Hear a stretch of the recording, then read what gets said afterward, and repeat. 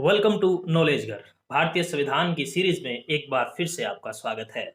हम बात कर रहे हैं आज भारत के संवैधानिक विकास की और आज का हमारा टॉपिक है भारतीय संविधान का निर्माण। भारतीय संविधान के निर्माण हेतु संविधान सभा की बैठकों की चर्चा की जाए तो प्रथम बैठक 9 दिसंबर 1946 को हुई। यह बैठक नई दिल्ली के कॉन्स्टिट्यूशन हॉल में हुई, जिसे वर्तमान में संसद भवन का केंद्रीय कक्ष कहा जाता है।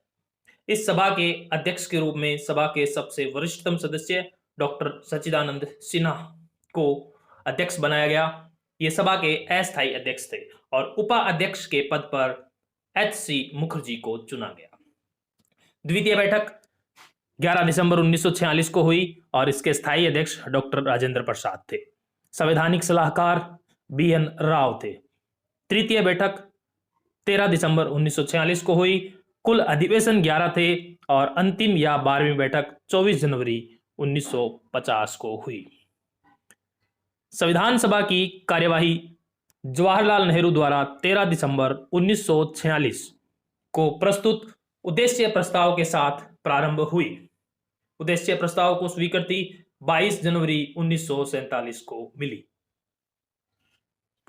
यह उद्देश्य प्रस्ताव आगे चलकर भारतीय संविधान की उद्देशिका या प्रस्तावना के रूप में जाना गया। 22 जनवरी 1947 को उद्देश्य प्रस्ताव की स्वीकृति के बाद संविधान सभा द्वारा दो प्रकार की समितियों को गठित किया गया। नंबर 1 प्रक्रिया संबंधी समिति और नंबर 2 विषय संबंधी समिति। प्रक्रिया संबंधी समिति में प्रक्रिया नियम समिति, अधिकार समिति, सभा समिति आदि समितियां मुख्य रूप से शामिल की गई और विषय संबंधी समिति में प्रारूप समिति, संघ शक्ति समिति, प्रांतीय संविधान समिति, मूल अधिकार समिति, झंडा समिति, परामर्श समिति, अल्पसंख्यक समिति आदि समितियों को शामिल किया गया। संविधान का प्रथम प्रारूप अक्टूबर 1947 को प्रस्तुत किया गया। इसे प्रस्तुतकर्ता या प्रस्तुत करने वाले बी.एन. राव थे।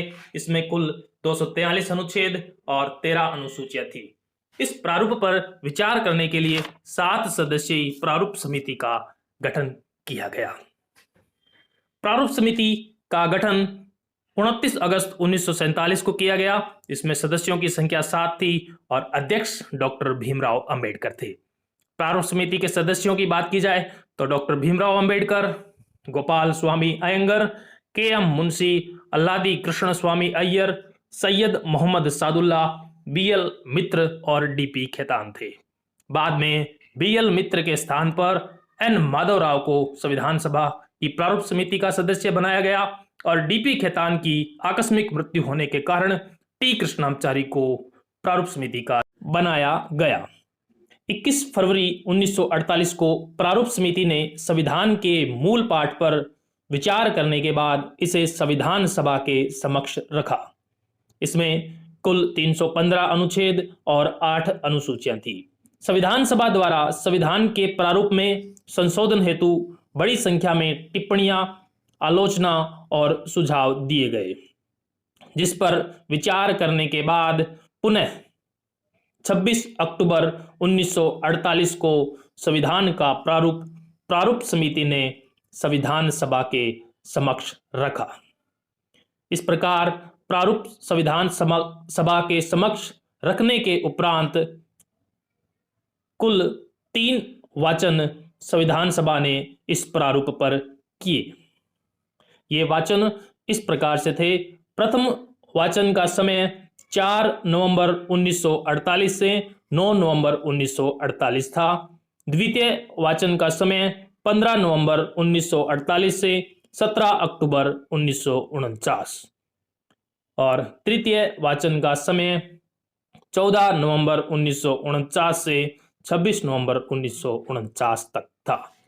26 नवंबर 1949 को संविधान सभा द्वारा प्रस्तुत प्रस्ताव पारित हुआ तथा इसी दिन संविधान सभा द्वारा भारतीय संविधान को अंगीकार कर लिया गया।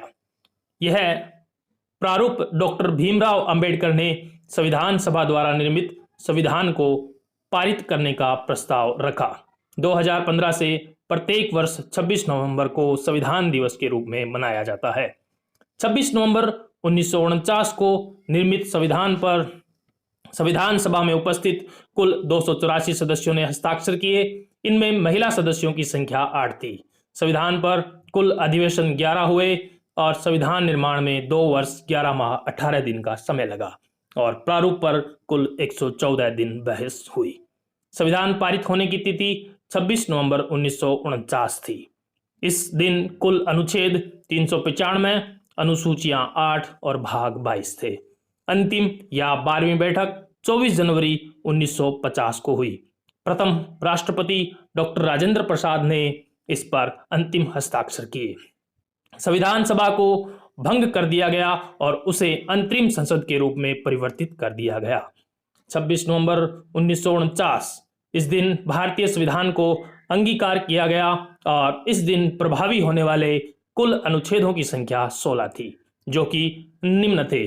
अनुच्छेद 5, 6, 7, 8, 9, अनुच्छेद 60, 324, 366, 367, 379, 380, 388, 391, 392, 393 और 394। संविधान के लागू होने की तिथि 26 जनवरी 1950 थी। वर्तमान में अनुच्छेदों की संख्या 395, अनुसूचियां 14 और भाग 25। कल का हमारा प्रश्न था माउंटबेटन योजना कब प्रस्तुत की गई, तो उसका उत्तर है 3 जून 1947 को। आज का हमारा प्रश्न है संविधान सभा में शामिल कुल महिला सदस्यों की संख्या कितनी थी। धन्यवाद।